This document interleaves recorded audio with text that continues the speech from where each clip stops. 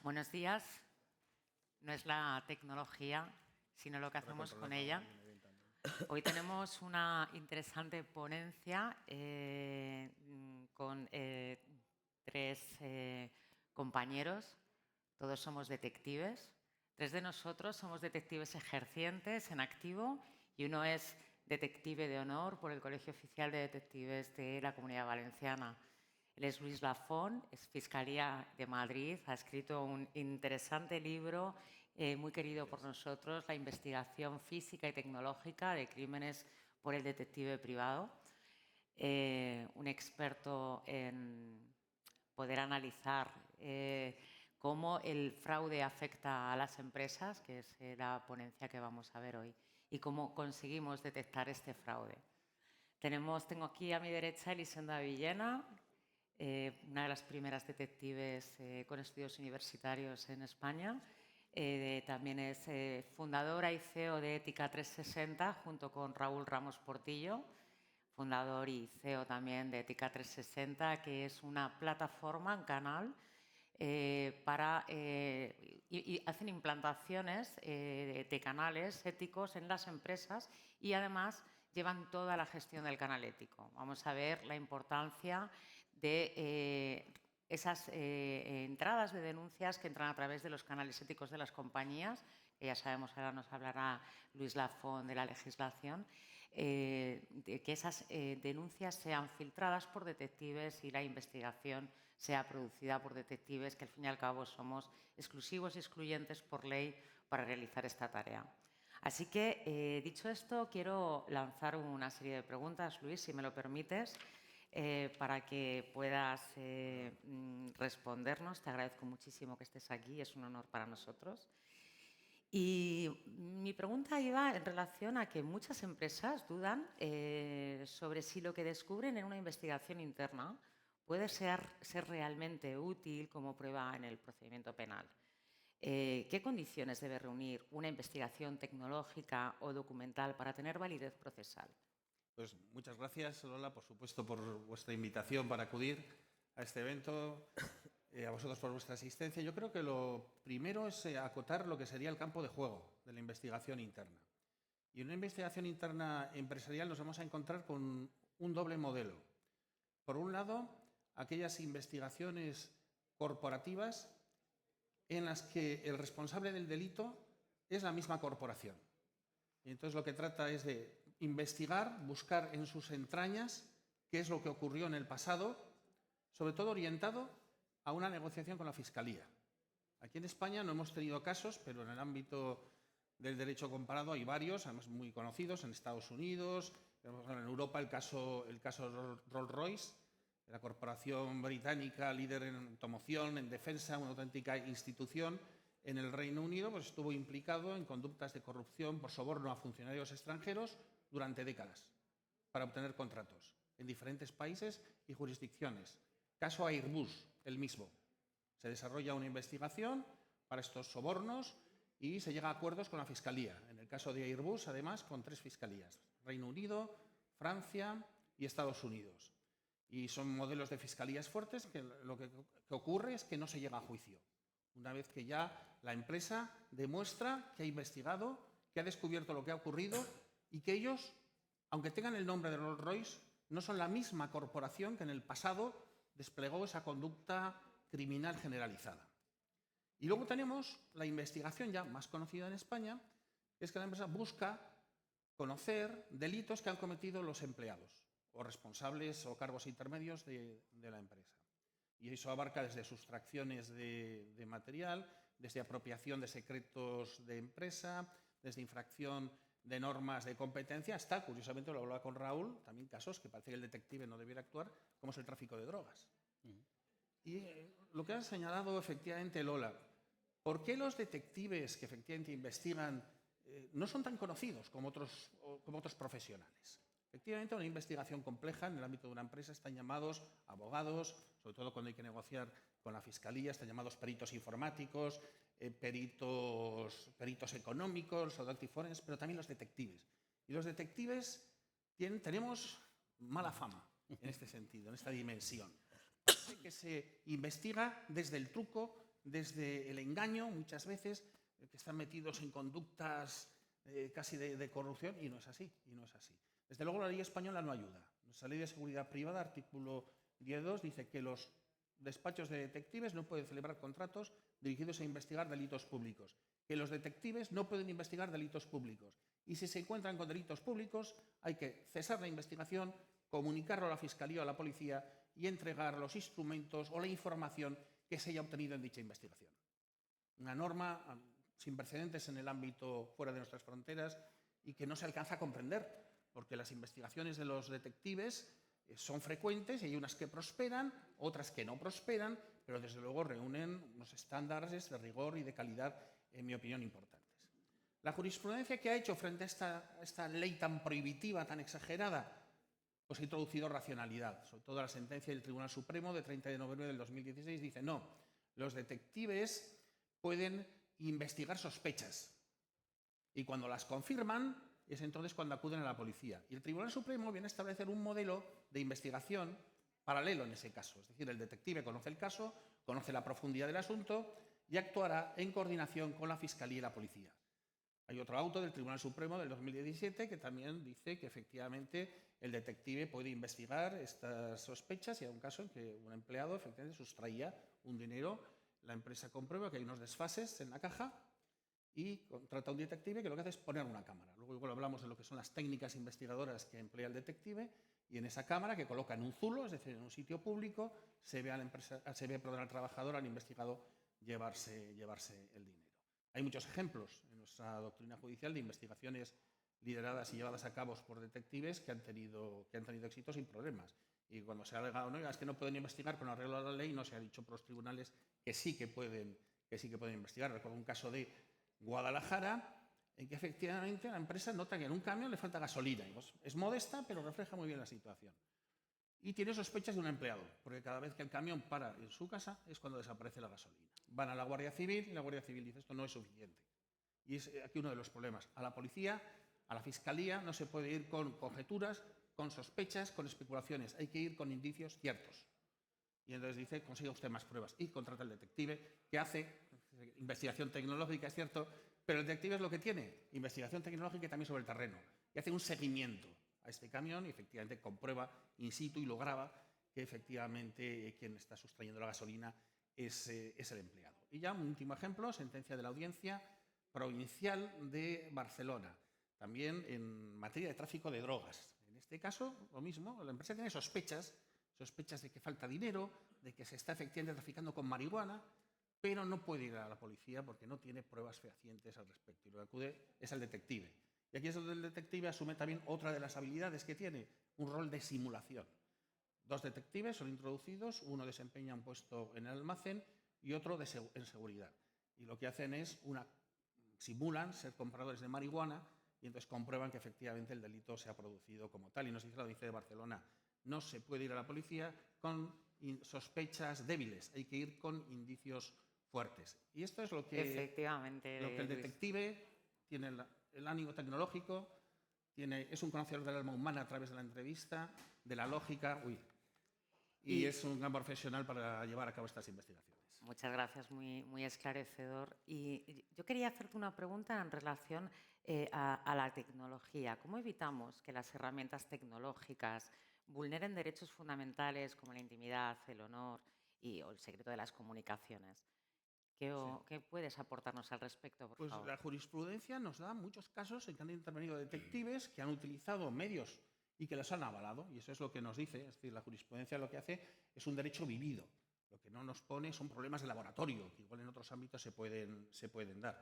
Por ejemplo, el detective es un maestro de las grabaciones. Este caso que les he comentado del 2017. Pues sabe dónde puede poner cámaras para ver si se está cometiendo el delito. Todos conocemos, no puede ponerlos en zonas privadas de la empresa, como podría ser vestuarios, como podría ser aseos, por supuesto. El despacho es untarte un genus.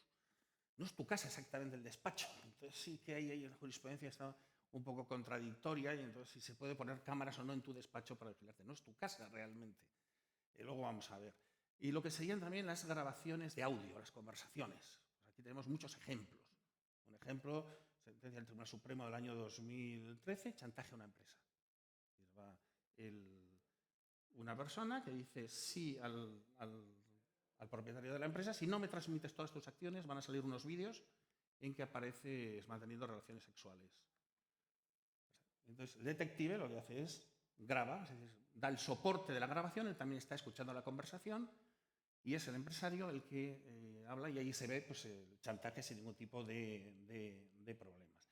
Es importante que la prueba en relación a las conversaciones, así como la policía tiene que pedir autorización judicial, en principio el particular no. Es decir, el particular, si ha sido un protagonista de esa conversación, un interlocutor, no tiene que hacerlo. Y un caso también muy reciente, de julio del 2024, en un tema de corrupción, nada más y nada menos, en que la empresa ve que hay unos políticos que le están pidiendo una comisión para adjudicar un contrato.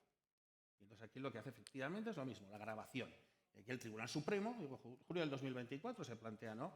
Aquí no hay lesión del derecho a la intimidad porque es una conversación puntual. Aquí no hay lesión del derecho a no declarar contra sí mismo porque esto realmente no es una prueba, lo que hablábamos, sino es confirmar sospechas. Y entonces, a raíz de eso, lo que se hizo fue unas escuchas telefónicas, que fue la verdadera prueba en juicio. El detective estuvo muy bien, declaró en juicio, señaló que efectivamente no eran copias, que eran copias, lo que había aportado la Fiscalía, pero que concordaban con el original y que efectivamente había editado, pero no había cortado y pegado, con lo cual no había manipulación de esa grabación. Y otro elemento importante, un minuto, es el ordenador. Ahí sí es clave, como el acceso al ordenador del investigado. Eso va a ser lo que va a proporcionar las pruebas del crimen, sobre todo en estos delitos que hablábamos de apoderamiento de secretos empresariales. Y aquí hay una sentencia clave, Barbulescu 2017, Rumanía, que nos establece el test de proporcionalidad para avalar estas conductas. El trabajador o el investigado, directivo, tiene que haber sido informado de que ese ordenador no es su casa, de que es un ordenador de la empresa y que la empresa podrá entrar. Comunicación que puede ser flexible, que incluso se hacen pactos específicos, contratos en que se pone de manifiesto dicha circunstancia, pero tiene que saberlo. El grado de intrusión también es clave. Se controla el flujo, la cadencia, el origen, el destinatario, o estamos entrando en el contenido. Ya es más gravoso el derecho a la intimidad. ¿Estamos controlando todas las comunicaciones o solo parte de ellas? ¿Cuántas personas tienen acceso a esa información? También debe haber sospechas. López Rivalda contra España nos habla de sospechas fundadas, algún indicio. Hay un caso de San Sebastián, de la audiencia de Guipúzcoa, muy claro. El día que el señor dice que se va de la empresa, se va a una empresa de la competencia. Y un cliente de un proyecto en que trabajaba quien se va, anula el proyecto, que pasa a asumir la empresa a la que se va el trabajador. Y además ese día entrega el teléfono formateado. Luego cree efectivamente la empresa que aquí hay una irregularidad y va a analizar el ordenador sin ningún tipo de problemas. Y un último caso, sentencia de la audiencia de Barcelona, en que el detective, de Zaragoza, en que el detective lidera la investigación. Y dice, aquí efectivamente hay sospechas de que hay un apoderamiento de secretos de empresa, y primero mete un perito informático. Se trataba de un responsable que con su usuario entraba en el ordenador, en el personaje de su superior, y iba extrayendo información de la misma, sin ningún tipo de autorización ni justificación para hacerlo. Su superiora estaba de baja en ese momento por embarazo. Y entonces el detective lo que hace es, primero vamos a introducir un perito informático, y se introduce. El perito informático comprueba, efectivamente, cuando se actualiza el ordenador a partir del 2019 y establece un enlace entre la IP de este trabajador y que es quien accede al ordenador de su superiora. Pero antes no existe esa actualización. Y entonces lo que entra aquí es la lógica del detective. Y el detective dice, vamos a ver, efectivamente, no tenemos con anterioridad del 2019 se entrara desde esa IP, pero qué casualidad, cada vez que se conecta el ordenador del investigado, se conecta el ordenador de su superiora. Cada vez que se desconecta el del sospechoso, se desconecta el de su superiora. Cuando el investigado está de vacaciones, no se conecta nadie ni se desconecta. Pura lógica. O en momento dijo el acusado, su defensa, no, es que cuando usted dice que estaba entrando en el ordenador de la jefa de operaciones comerciales, mi cliente estaba en Madrid, visitando una empresa como comercial. No, vamos a ver, detective. Lo que hace es, mira si hay algún tipo de justificación en materia de tickets, de hoteles, ninguna. Y el tema de las coartadas no cuadra. Es decir, Si entra a las 8:30 y eso está determinado por geolocalización, por fotografías, se marcha a las 2 y vuelve a las 3:30, no le da tiempo a ir desde Zaragoza a Madrid. Y estos serían pequeños ejemplos, hay muchos más. Hablábamos en el café, rastreos de redes sociales, también un tema no relacionado con investigación de empresa, y yo voy a acabar con algo muy propio también de una investigación tecnológica, muy compleja, de ordenadores. Señalar que hay 2 sentencias ahora mismo en que la labor del detective ha sido importante para encontrar pruebas buscando en la basura. Técnicas humanas, y que el detective, como he dicho, asume ambos campos. Y en uno de ellos, de secretos de empresa, se descubrió en la basura de la empresa competidora documentación de la empresa de la cual el trabajador investigado que se había llevado. Muchas gracias, eso es todo. Luis. Lamento la rapidez en forma de telegrama. No, pero bueno, no, en absoluto. O sea, bueno, para hablar, pues comentamos con más calma. Gracias.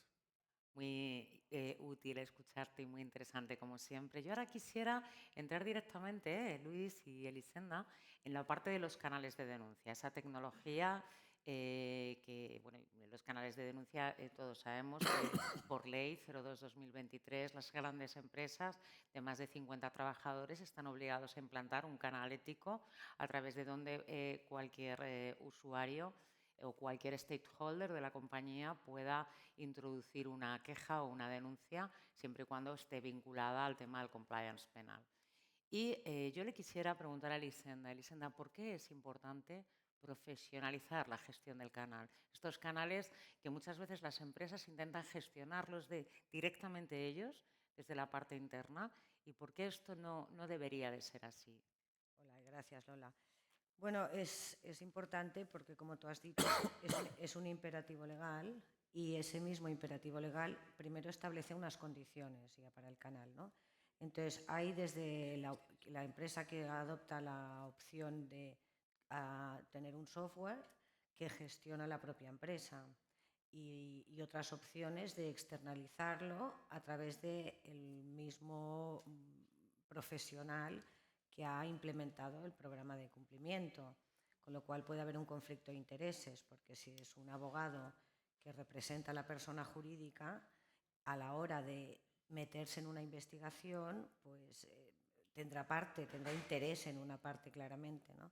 Por lo tanto, la externalización, pues digamos que garantiza la objetividad y lo que es muy interesante, que según muchas estadísticas de canales de denuncia puestos en Europa, aquellos canales éticos que son externos y con la opción de ser anónimos aumentan el número de alertadores. ¿Por qué? Pues porque el alertador se siente mucho más seguro. Es decir, si tú puedes denunciar sabiendo que la denuncia va a parar a un canal externo de gente ajena a la empresa, que no tiene ningún interés en nada porque presta un servicio profesional, pues da mucha más garantía. Y la ventaja de que sea profesional, yo diría que debería de ser casi obligado, es que en nuestro caso, Ética 360 es una empresa constituida por detectives privados y gestionada por detectives privados, además expertos en compliance, criminólogos, directores de seguridad, como son multiformados, ¿no? ¿Eso qué nos da? Pues cuando a ti te llega una denuncia, nosotros llevamos, en mi caso, 40 años investigando por y para la empresa. Por lo tanto, yo he visto jefes de compras corruptos, desapariciones en almacenes, bueno, infinidad de cosas, tú lo sabes, Lola. Entonces, eso te da una facilidad para interpretar la denuncia y nosotros lo que hacemos es un informe previo diciendo, mira, a nuestro parecer, esto tiene visos de realidad y convendría investigarlo. Y nuestra sugerencia pues sería hacer un seguimiento, una vigilancia, poner una cámara oculta, lo que fuera. Por lo tanto, cuando el cliente, porque al final las empresas están para atender sus negocios y lo que quieren son soluciones y agilidad. Todo este funcionamiento de un sistema de canal profesionalizado lo que hace es que la toma de decisiones se acelera inmensamente. Y siempre el abogado que habrá puesto y habrá implementado los sistemas de cumplimiento será el que al final, cuando reciba nuestro informe, dirá, oye, pues ni tan mal. Porque no todas las denuncias que entran a través del canal se le dan trámite, ¿no? O sea, claro, hay muchas que dices, bueno, por ejemplo, en nuestro canal hemos recibido denuncias de un hospital médico que decía: considero muy poco ético que a los médicos que vamos de urgencias se nos cobre el parking. Bueno, pues eso, Claro. eso no da lugar a una investigación. Y también así lo decimos. Y en tu experiencia, ¿cómo influye la tecnología en la confianza del alertador? Bueno, obviamente, como decía, los canales tienen que cumplir unos requisitos porque la ley lo que dice es que hay que cumplir unos plazos. Entonces, lo que se llama la huella, o sea, la trazabilidad de todo el proceso de que entra la denuncia, cuando yo doy respuesta al alertador, cuando se transmite la información a la empresa, todo esto está tecnificado de manera de que después es indubitado. Si me piden la trazabilidad, que he cumplido los plazos y todo, nosotros tenemos un libro digital de cada caso y eso te lo ofrece la tecnología, claro. Interesante. ¿Algo que aportar, Luis? Nada, muy interesante, desde luego, el tema de los canales de denuncia. Me recuerda claro, es el rol de un confidente, ¿no? Siempre que ahora Chivato, ¿no? siempre, claro, hemos pasado del chivato, del soplón, al whistleblower, el delator premiado, el colaborador. En España tiene más tiene, nombres, sin embargo. entonces yo lo veo muy interesante como inicio de una investigación, es decir, nos da la noticia del crimen y ya nos olvidamos. Pero es Y hay que generar otra prueba. Ese es un poco lo que parece que puede además es evolucionar. que cuando implementamos el canal denuncia, nosotros hacemos una pequeña charla de formación y decimos qué es lo que se puede y qué es lo que no se puede denunciar. Con lo cual, es que me ha hecho gracia lo del chivato, porque es verdad que España tiene el menor índice de denuncias, porque todavía en el imaginario español existe la idea de que yo no me chivo de mi compañero. Sí. Y nosotros cuando hacemos la formación lo que explicamos es que en una empresa que se trabaja en equipo, cuando un compañero tuyo se está tomando una baja fingida, tú no le estás cubriendo a un compañero, es el compañero que está traicionando a los demás, que tenemos que trabajar el doble porque tú estás tomando el sol en la playa.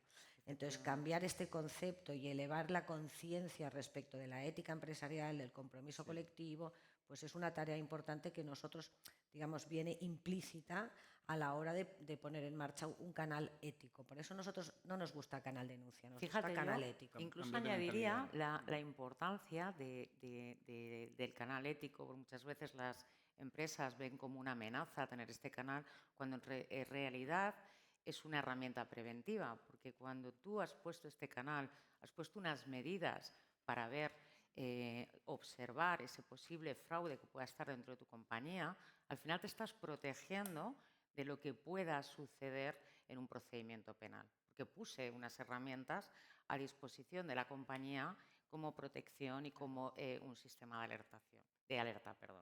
Y quiero con esto volver a saludar a Raúl. Gracias por estar aquí. Tú trabajas con empresas que necesitan anticiparse al fraude. Antes de que toda la historia explote, ¿cómo puede el análisis del comportamiento potenciado por herramientas tecnológicas ayudarnos a identificar patrones sospechosos incluso antes de que exista esta denuncia? En primer lugar, gracias Lola y al MetaWorld por esta oportunidad. Nosotros lo que tenemos que principalmente es ver un poco la transición, ¿no?, que la tecnología ha tenido en nuestro sector a la hora de analizar estos datos y de la búsqueda de información. Está claro que antiguamente o hace unos años estábamos mucho más basados en la intuición, en la observación, y ahora con las nuevas tecnologías sí que es verdad que nos ha permitido ser más eficaces y eficientes, ¿no?, a la hora del análisis. Existen software muy específicos, dependiendo del sector de la actividad que tengan las organizaciones o las empresas, pero que sí que nos aportan una visión muy analítica, ¿no? Análisis del Big Data, un poco, que sí que nos pueden dar unos patrones generales que nos pueden ayudar a la hora de tomar decisiones. Pero nosotros desde Ética 360, por eso la importancia de los canales de denuncia implementados en las compañías, es que haya un híbrido, estén las dos partes. Por un lado, la parte tecnológica, en la cual, como decía Elisenda, nos va a permitir la confidencialidad, el anonimato del denunciante, de la persona alertadora, la trazabilidad de esta información y el inicio de todas aquellas investigaciones o actuaciones que la empresa quiera prever antes de la investigación. Y por otra parte, que es la que nosotros le damos mucho valor, es la parte humana, en la cual gente formada, sobre todo detectives privados, vamos a actuar utilizando nuestra experiencia en el análisis de todas estas conductas o de esta información, porque al final un canal de denuncia no deja de ser un canal que va a recoger una fuente humana, una información humana, como comentaba Luis, ¿no?, del tema del chivato. Y aplicando tanto esta tecnología de los canales de denuncia gestionada por detectives, en este caso, criminólogos, directores de seguridad, propios abogados, pero sobre todo por detectives que ya tenemos esa experiencia previa, nos va a permitir sí que adelantarnos a ese posible fraude, ¿no?, y poder visualizar sobre todo las posibilidades de que se cometan estos delitos. Es más, lo que nos va a permitir también trabajar va a ser sobre modificación, implementación de protocolos o nuevos protocolos y nuevas actuaciones para que esto no suceda, que también va a minimizar mucho, ¿no?, la responsabilidad jurídica, en este caso, de la empresa, ¿no? Muy importante, porque cuando se comete un fraude interno, se está rompiendo la confianza de la propia compañía, o sea, quebranta muchos de los pilares. Entonces es importante detectarlo, prevenirlo Bueno, y sí, lógicamente arrancar este es que proceso. claro, el objetivo del compliance no deja de ser una defensa ex ante. Es decir, yo lo que estoy haciendo es implementar una serie de procesos para que si sucede algo, yo, empresa, persona jurídica, pueda decir, señores, yo he hecho todo lo que estaba en mis manos para impedir que esto suceda. Claro, Y eso es una eximente penal. efectivamente. Entonces, claro, lo que tenemos que pensar, todo lo que estamos haciendo es una prevención para que no ocurran los delitos y una prevención para la defensa de la persona jurídica en caso de que ocurran. Así es. Así es, que la empresa efectivamente investigue si se ha producido el delito y el grado de extensión de la maldad dentro de su organización va a ser un elemento clave. En el caso de Rolls-Royce, que he comentado antes, se inició por noticias de Internet. Es curioso, se fue también una fórmula de iniciar la investigación, no por canales de ¿verdad? Una empresa como Rolls-Royce, que parece que tenía que tener esto muy desarrollado, Sí. y eso fue uno de los obstáculos que el juez se planteó para ver si avalaba el acuerdo con el juez británico, para ver si avalaba el acuerdo con la Fiscalía, el que había iniciado no por mecanismos de colaboración, como el que describe Elisenda, sino por noticias de Internet. Pero bueno. Es curioso porque yo, desde mi experiencia como de mi agencia de inteligencia e investigación privada, descubro, lo que estoy viendo es que, por ley, el canal de denuncia se debe implantar en empresas que tienen más de 50 trabajadores. O sea, ahí es obligatorio. Pero es verdad que otras empresas más pequeñas están empezando a implantarlo porque están comprendiendo que el hecho de tener esa protección que les puede ofrecer el canal, de poner herramientas para lo que comentábamos anteriormente, para detener, observar una empresa que tiene una cadena de producción, ha implantado un sistema de calidad, el hecho de que un elemento humano en esa cadena de calidad incumpla con ese procedimiento puede suponer una responsabilidad penal para el propietario del negocio. Entonces, tener estos canales, al final, aun teniendo menos de 50 trabajadores, realmente son muy interesantes porque protegen mucho a las compañías. Y luego yo quería... Y además es que ayudan, porque no todo, todo lo que se denuncia no necesariamente es un potencial delito. Estamos hablando de que las empresas tienen que tener, precisamente esta misma ley, un código ético. Entonces, si yo, empresa, sobre todo pyme, quiero que mi empresa tenga una imagen, pues aquí estas actitudes no se toleran y no son delito, pero yo no las tolero, eso también se denuncia, que no va a dar pie a ningún delito, pero sí va a dar pie a ir cambiando poco a poco ese concepto ético-moral que yo, empresa, quiero que impere en mi seno. No solo eso, Elisenda. Y eso a mí me parece un avance social brutal y sobre todo cara a la imagen de la empresa, pues redunda en que después grandes corporaciones, aplicando el compliance, cuando van a contratar a proveedores, también miran si estos proveedores tienen a su vez implementados estos procedimientos y estos planes de cumplimiento. Correcto. Y no solo eso, la información que te ayuda a crear A análisis de conocer. inteligencia de cara al futuro, porque ya estás viendo por dónde puede flaquear tu negocio o cuáles pueden ser las grietas, ¿no?, que hay en tu negocio. Quería lanzarle otra pregunta a Raúl, Sí. antes de iniciar el debate final entre todos.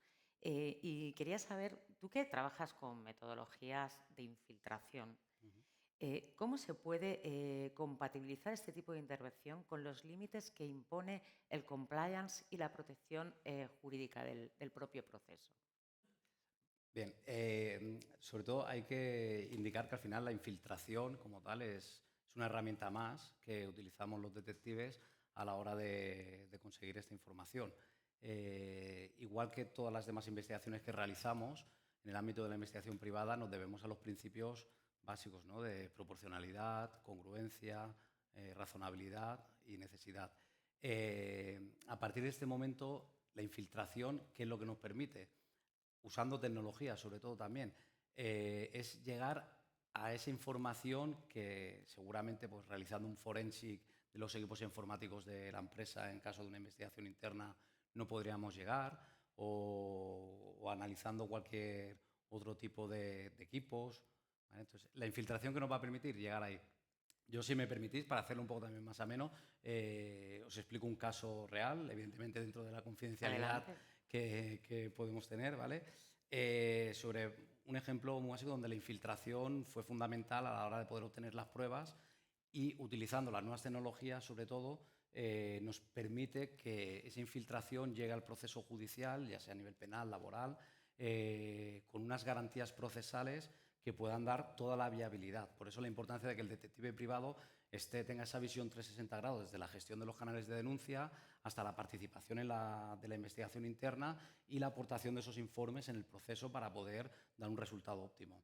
El caso en cuestión, y rápidamente, por no hacerlo tampoco muy largo, una empresa de reciclaje, de tratamiento de residuos industriales, en la cual, a través del canal de denuncia, entra una alerta de un trabajador donde alerta dice: hey, hay un trabajador o varios trabajadores que puedan estar sustrayendo material y que posteriormente están vendiendo a través de aplicaciones de segunda mano, ¿vale? Aquí la empresa se pone en alerta porque, ojo, pueden haber varios delitos, incluso por la manipulación de residuos industriales fuera de la empresa, incurriendo en posibles delitos medioambientales, aparte del robo como tal.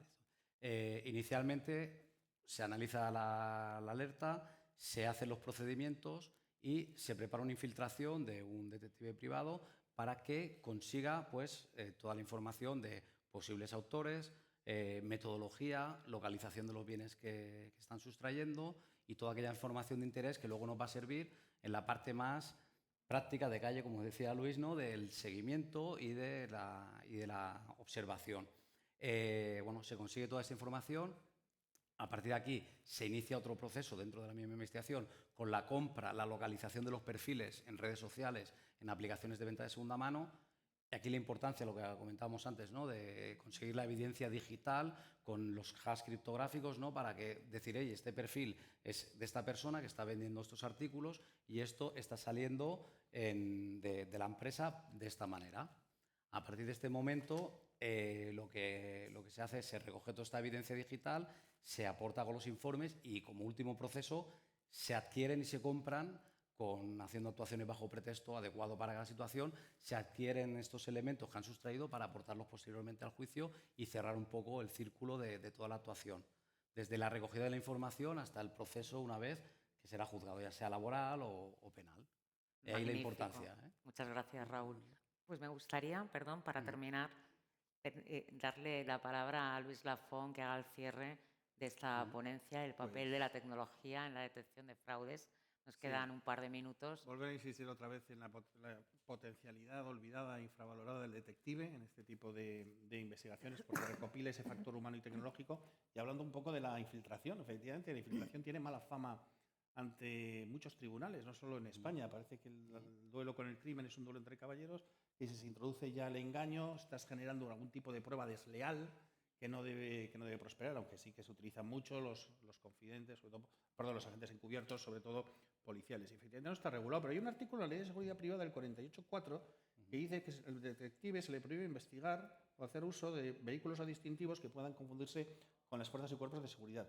Con lo cual, que parece que, salvo esta prohibición, el detective sí que tiene la posibilidad habilitada en esta ley de infiltrarse o de decir quién no es. La ley francesa es mucho mejor. Cuando define el detective, uno de sus rasgos en el concepto es que no tiene que declarar su calidad ni revelar el objeto de su misión. Y a través de ahí establece una serie de prohibiciones. No puede decir que actúa por delegación de una administración, no puede simular logotipos, colores ni documentación que parezca que es un funcionario público. La infiltración es clave no tener una posición de superioridad respecto a la persona con la que estás, que parece que le presionas, que le intimidas, de cara, si confiesa algo, no declarar contra sí mismo que ese derecho no opere, pues es fundamental que no haya una situación de superioridad de esta persona. Si me permite, Luis, sobre todo también es muy importante porque suele haber esta línea que se suele confundir mucho, que es en la infiltración como una herramienta de recogida de datos o el espionaje, que es muchas veces, ¿no? Se mezclan estos conceptos dentro de lo que es la investigación privada, y por eso hablábamos, ¿no?, de los principios básicos de necesidad, de congruencia, proporcionalidad en nuestras actuaciones. Evidentemente, como comentabas, no solo la infiltración de una fuente humana dentro de una organización, sino el poner elementos tecnológicos, pues cámaras, como comentabas antes, el saber dónde se tienen que colocar, dónde se tienen que poner, qué se puede grabar, qué no. Un poquito, ¿no? Por eso hay que diferenciar muy bien los conceptos, ¿no? De que el no infiltrar un detective no quiere decir que vas a tener un espía dentro de la empresa, que te va a conseguir toda información, sino que se va a deber a una investigación diseñada en la cual vas a intentar responder al objeto final, ¿no?, que es verificar esos hechos, que es tal como marca la ley, y si los posibles autores. Con toda la confidencialidad, no solamente por la ética profesional, sino porque así lo recoge la ley que nos regula a los detectives privados en España. Muchas gracias por habernos acompañado y espero que os haya gustado esta ponencia dentro del entorno del MetaWorld Congress. Buenas tardes.